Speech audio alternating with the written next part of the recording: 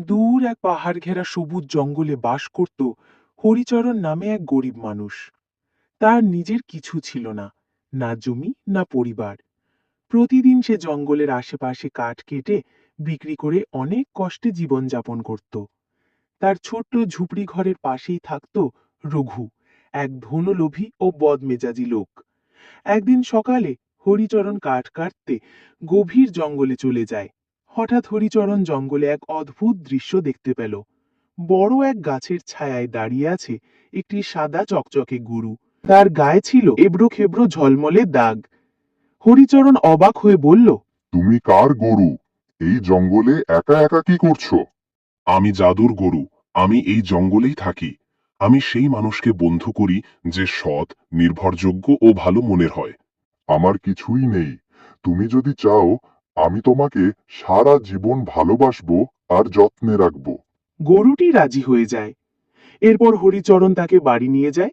পরের দিন সকালে হরিচরণ ঘুম থেকে উঠে বাইরে বেরিয়ে দেখতে পায় তার জাদুর গরু তার জন্য সোনার কলসিতে দুধ পড়ে রেখে দিয়েছে। হরিচরণ খুশি হয়ে মনে মনে বলতে থাকে, এবার আমি এই দুধ বিক্রি করে অনেক বড় লোক হয়ে যাব। হরিচরণ সেই দুধ বাজারে বিক্রি করে এবং অনেক টাকা পায়। এভাবে কিছুদিনের মধ্যেই তার অবস্থার উন্নতি হয়। তবে পাশের বাড়ির রঘুর রাতের ঘুম হারাম হয়ে যায়। সে ভাবল, এতদিন ও ছিল ফকির, আর এখন দেখো কি উন্নতি। নিশ্চয়ই গরুর মধ্যে কিছু রহস্য আছে। এটা আমাকে জানতেই হবে। রঘু হরিচরণকে বাজারে সোনার কলসিতে দুধ বিক্রি করতে দেখে ফেলে। তাহলে আহ, গরুটি সোনার কলসিতে দুধ দিচ্ছে। সেটা বিক্রি করেই হরিচরণ এত বড়লোক হয়ে গেছে।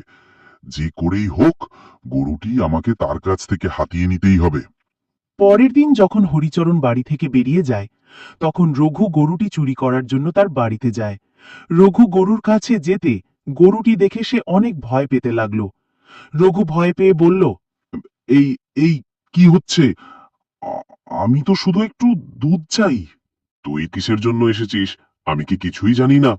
লোভ মানুষকে সব শেষ করে দেয়। তুমি অন্যের ভালো দেখতে পারো না, তাই তোমার হাতে কিছু থাকে না। গরুটি রাগে তাকে ধাক্কা দিয়ে পালিয়ে যায়। রঘু সেখানে অজ্ঞান হয়ে পড়ে থাকে। হরিচরণ বাড়ি গিয়ে দেখে রঘু মাটিতে অজ্ঞান হয়ে পড়ে রয়েছে। হরিচরণ তাকে ডাকতে থাকে। রঘু, হে রঘু, তুমি এখানে পড়ে রয়েছো কেন?